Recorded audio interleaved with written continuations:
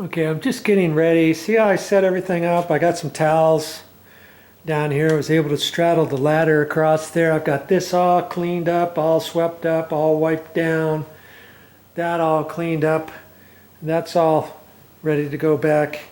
And I'll make sure I do a good job cleaning when I get down there. I even washed my hands so I didn't have any little black bits on my fingertips before I go up there and work on those wires. And I'm going to be smart this time. I know everything what to do. Hold that up there, notch the sheetrock, straighten out the wires, make sure on the bracket after I screw it in, make sure this is 2 3/4 across, because that was 2 3/4 across. If it's not, I'll bend it back out, tighten it back up, loosen these, have that screw ready, and all that kind of stuff before I even start. And I have a feeling I'm going to need to use some more 1 5/8 screws for the mounting bracket and all that kind of stuff. This second one's going to go up nice. Hey, last but not least, remember I turned the light on over there and angled that all that? Before you get going on the second one, don't forget about the first one if you turn that light on. Okay, because you'll have power back up there, so make sure it's off, not on. See, that should be on. Sure enough, it is. See, it's on over there. But make sure you got that off. I'm just about ready to cut the notch. You might be wondering, hey Joe, what are you going to use to cut the notch with? Well, I'm just going to use my sheetrock knife, and I just use that as a saw and do a little bit at a time and kind of scrape on it and stuff. And don't forget your goggles, okay? Gotta have your goggles on when you're cutting up above your eyes. It's very important. I went and got my goggles before I started cutting that other one, okay? Very important you remember that. Okay, how does that look? Nice, huh? Now I got to clean up all my mess and stuff. And those little nuts up there, I tried to tighten them just hand tight, you know, but they can be tightened a little bit more. I took a little crescent wrench and just snugged them up just a hair. And I'm going to have to do the same thing to that one before I get done. So now I can pull this out, I can clean all this stuff up. I'm going to keep the mounting screws that I had extras. Yeah, I've got 4 mounting screws here that wouldn't work, but I'll save them for next time, keep the directions.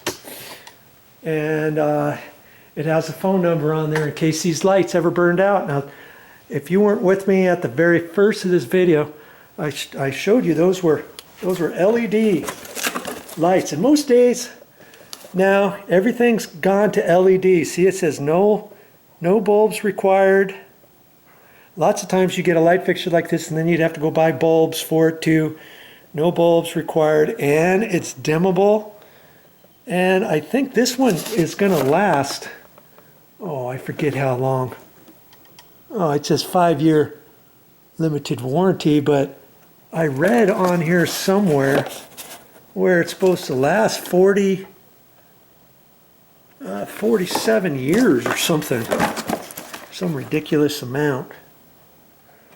Look, lasts up to 46 years. Can you believe that?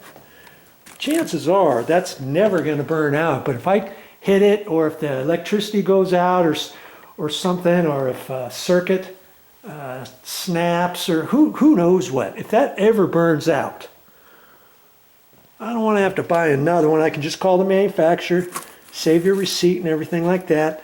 And you might have to take the SKU, take a picture of the SKU number, put it on your computer, all that kind of stuff if you don't want to save the box, save your receipt and stuff. And I don't know if they're going to need all that. If you just call them and you send them a picture of the light fixture that's installed, there's a number on here, so that's why I'm going to save that. Okay, then chances are they'll either send you a whole new one, or I'm not quite sure how those bulbs unscrew. I'm not even going to touch them. I'm not going to mess with it. it might unscrew and pull out, and then a little clip in there or a prong, who knows. I wasn't even gonna mess with those, right? Because they say they're supposed to last 46 years, but on the off chance they don't, then you'll be prepared, okay? So that's pretty close to the center of there.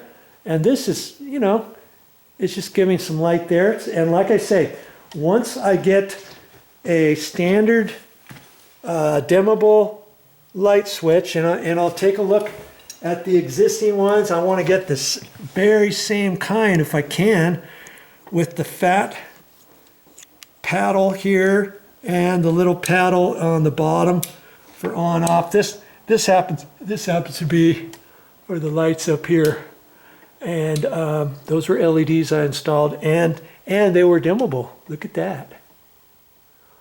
And yeah, I got a 3-way dimmer switch that was 3-way. You can generally hook those up for single pole or for 3-way.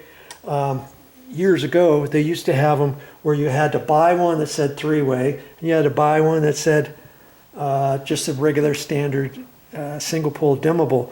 But now, most of them will do either or, depending how you hook it up.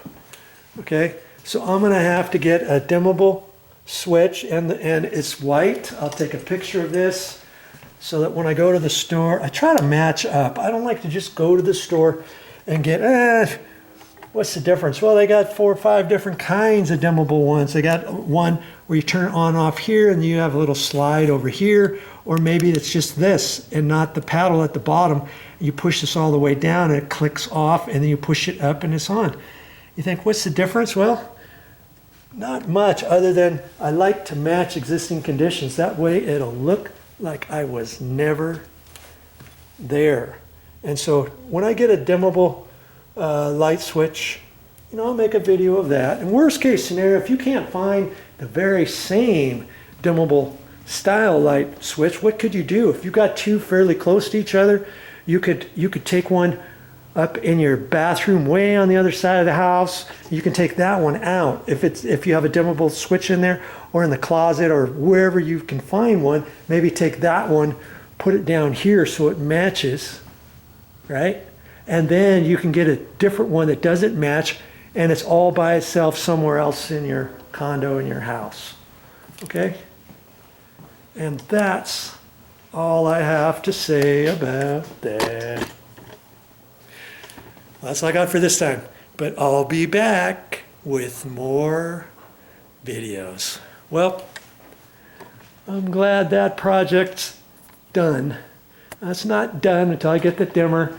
And then once I get the dimmer and install the dimmer, then when it's really pitch black outside, I'll put the dimmers on, and then I'll have Momi, we'll dim it, and we'll see, because this light, when you dim it, maybe there's more light that's showing on the bottom instead of the top, or instead of the center, and then it might make a difference where that is, okay? So that's a good way to do it before you call it good. All right, see you next time.